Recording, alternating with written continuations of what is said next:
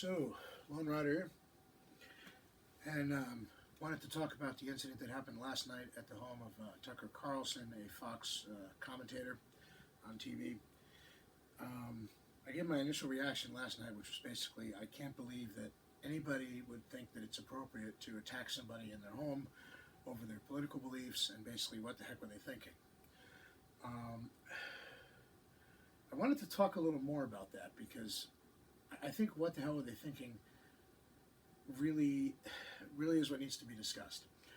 Um, the the fact is, there's always going to be a small segment of society that does things that are wrong, either morally or legally. That does things that the rest of us would look at and say, "What the hell's wrong with you?"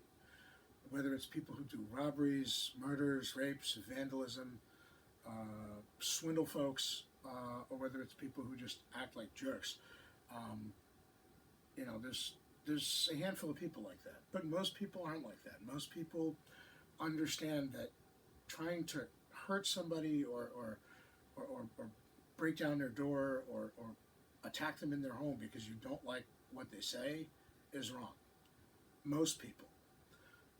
The problem is, I think there's only a small segment of people who will be prompted to engage in politically motivated violence, just like there's only a small segment of people who will commit crimes generally in society. There are people who are willing to, I don't want to say encourage it, but who either are unwilling to condemn it or who are willing to sort of advocate for it, or at least set the stage. And if we say to ourselves, well, what were these people thinking? They're very clear about what they were thinking. They made it clear in their chants. They made it clear in their threats and in their statements. They believe Tucker Carlson, or people who share his conservative views, are the moral equivalent of fascists and Nazis, and therefore anything goes in terms of trying to fight their views. The problem is, I think we have to look at that. All right. Now, I don't care whether you like Tucker Carlson, whether you watch him on TV, whether you don't watch him, whether you don't like him. But when you have this false moral equivalency that's created between somebody saying something that you don't like and somebody being, the next coming of Hitler or Genghis Khan, when you make statements like that, you have to realize that if enough people start believing them, it's going to lead to action. And you have people who have rightly criticized some of the rhetoric coming from the Republicans, coming from people like Trump. People have pointed out their rhetoric is sometimes over the top, and they say things that are, could be taken the wrong way, etc. I don't hear hardly anybody saying that about the rhetoric from the left. I think we can all agree that when somebody says hurt people or destroy property or go on a rampage because you don't like somebody's views, I'd like to think we could all agree that that's wrong, no matter who's saying it, no matter who it's directed against. But the problem is, when you have this tactic of defining the people that it's directed against as outside the realm of civilized society and actually as the enemy of that society, by comparing them to Nazis and fascists and whatever, then you've set up a situation where the normal rules don't apply to those people anymore, or to the people that are trying to oppose them. And so, I think we have to look at the ideas at play. Yes, on one hand, I would argue that at some level, thinking you could break down the door of somebody's home because you don't like their political views is just flat out nuts.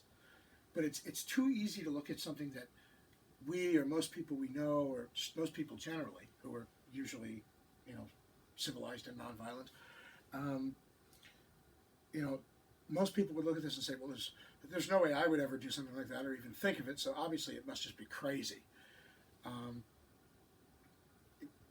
Yes, on one level that's true, but at the same time, I think you're missing the bigger picture. Obviously, people who engage in politically motivated violence, I'm sure for some of them there's an aspect of, let's say, having a screw loose, but for a lot of these people, I don't think we can look at it and say they have some kind of mental health issue. I think what they have is a philosophical or an ideological issue. They simply believe something that leads them to act in a certain way. And, so it's one thing to just throw up your hands and say, an angry mob is running amok. That's really wrong, and nobody should do that, so they must be crazy. It's another thing to actually look at why the angry, violent mob is running amok. I think it's easier to just say, well, they must be a bunch of nut jobs. And in terms of defining their behavior outside the realm of what's normal or acceptable in a civilized society, that sort of serves the purpose, because you're describing it as, okay, the acts they're engaging in are not proper, and they represent, an affront to everything our society stands for, in terms of trying to physically intimidate somebody because of their views. But while describing these things as nuts certainly accomplishes the goal of setting them aside from normal political discourse and, let's say, a peaceful protest, I don't think it gets to the root of why they're happening, and I don't think it gets to the cause, and therefore it doesn't help us prevent it from happening in the future or curtail this. We need to, obviously, the first thing is you call the police, right? And hopefully the people that are mobbing your house are arrested. The second thing is that, the person in the home has a right to defend themselves and their property. If they have to use whatever they have handy, whether it's a bow and arrow or a shotgun or, an AR-15, it didn't come to that in this case, thankfully, but, that's, as a last resort, you have the right to protect yourself, and you certainly should be allowed to protect yourself in your home, of all places. And then the third thing is we need to look at why these things are happening so that we can address that and solve it going forward. The first thing is we deal with it in the immediate situation as what it is, which is it's a crime. It's a criminal act.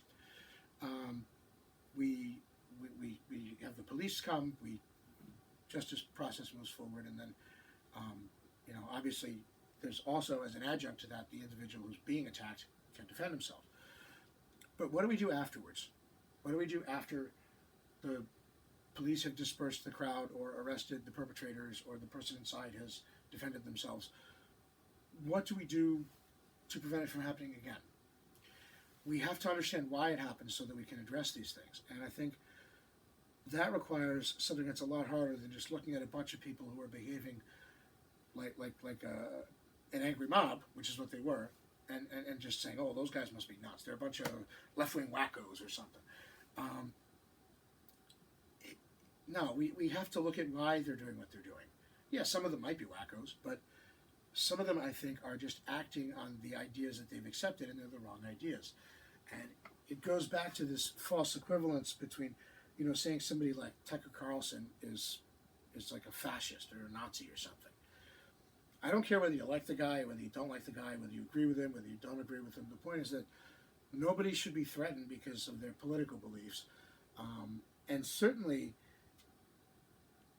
when you compare political beliefs that are nothing like fascism or Nazism with fascism or Nazism, you're setting up a dangerous moral equivalency there. If I told you that a particular person, that he was arguing for things that would set in place a social system or a governmental system that could lead to the deaths of millions of people, what would you do to stop that? Well, pretty much anything, right? Anything goes at that point because the stakes are so huge. If that's what they really believe about their political adversaries, then, is it any surprise that they're doing this? So we have to get to this false equivalency. Now, this would involve teaching people about what actually happened, teaching them about World War II, about the Holocaust, about the oppression that the Nazis engaged in, about all the bad stuff they did, and go to a World War II memorial, go to a Holocaust museum or something, and take a basic history course. Anybody who has any understanding of the harm that the Axis powers, including the Nazis, inflicted in the Second World War, would understand immediately, without having to be told, just from being exposed to the information about it, that there's no comparison between that and somebody saying something that may or may not be controversial on TV on the evening news. No comparison whatsoever. But instead, we have people who are making that comparison, probably because they're ignorant of history, and setting it up so that people, well, get treated the way you would treat a Nazi. And ironically, what they end up doing when they're doing that is they're not only setting it up so that angry, violent mobs go to people's houses or accost them in restaurants or burn college campuses because they don't like what a speaker is going to say. They're also setting it up so that they're actually marginalizing the harm that actual Nazis did. When you say Tucker Carlson is like a Nazi, you're not just making Tucker Carlson out to be worse than he is or something that he is not. You're also making the Nazis out to be as harmless as Tucker Carlson. Right? When you compare Tucker Carlson or Ted Cruz or anybody else to Hitler, you're not just making that person out to be as bad as Hitler. You're making Hitler out to be as mundane as that person. So every time these people make this false equivalency between fascism and you know, their run-of-the-mill political opponents, they're not only, you know, mischaracterizing those political opponents and ultimately setting them up to be the targets of violence by people who feel morally justified in engaging in that violence. What they're also doing is they're marginalizing and they're downplaying the harm of actual fascists. Right? You're not just creating a situation where political violence against the people that you're denouncing becomes more likely. Every time you make that false fascism comparison between some random Republican and Nazis, millions of dead Holocaust victims are rolling over in their graves. Okay? Think about what you're saying. And then think about what it leads to, right? What it leads to is people acting like the very fascists that you're supposedly condemning. It leads the people that you support to engaging in conduct that can only be described as fascistic.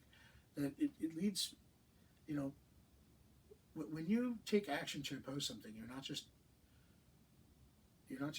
fighting against that something. By the way you engage in that action, you're also fighting for something.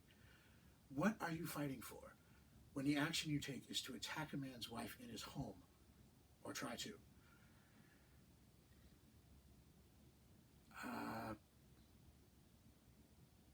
I can think of, you know, you're fighting for a lot of things, but freedom and justice aren't one of them. And look, we're all going to disagree with each other in society. There's going to be a lot of people who vehemently disagree. The only way we get on with our lives and we continue to live as people in a civilized country is if we don't try and hurt each other just because we don't like what we say. So, the immediate thing, these things need to be addressed by law enforcement. People have to, you know, if necessary, defend themselves. And in the long term, we have to look at why it happens, and we have to examine what's encouraging this, and we have to take a stand against that. Not just the violent mobs. It's not just we've got to take a stand against the violent mobs. We have to take a stand against the rhetoric that motivates them, and you know, that rhetoric comes from all sides of the political spectrum. But you know, it's interesting. I haven't heard a lot of condemnation of the rhetoric from the left. I've heard a lot of condemnation of over-the-top rhetoric from the right. I haven't heard a single person, you know, condemn these people. And is it any surprise that they're getting then more and more violent? You know, think about when you engage in an action or when you condone an action, what kind of world you're helping to create. Because I don't know about you, I don't want to live in a world where if you disagree with somebody, the response is to try and go and break down their door. And I don't think you do either.